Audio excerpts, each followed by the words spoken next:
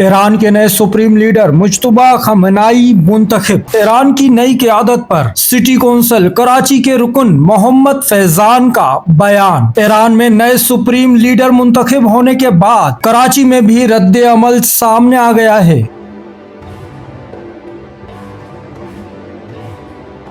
City council बल्दिया उज़्मा कराची के मुंतखब रुकन मोहम्मद फैजान ने ईरानी कौंसलेट जनरल कराची से मुलाकात के बाद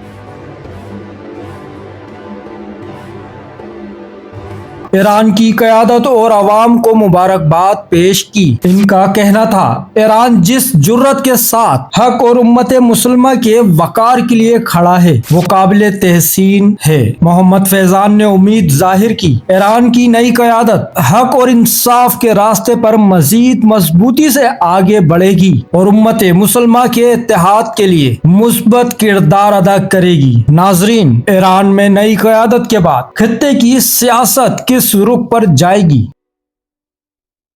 चैनल को सब्सक्राइब करें, फॉलो करें, वीडियो को लाइक और शेयर करें। शुक्रिया।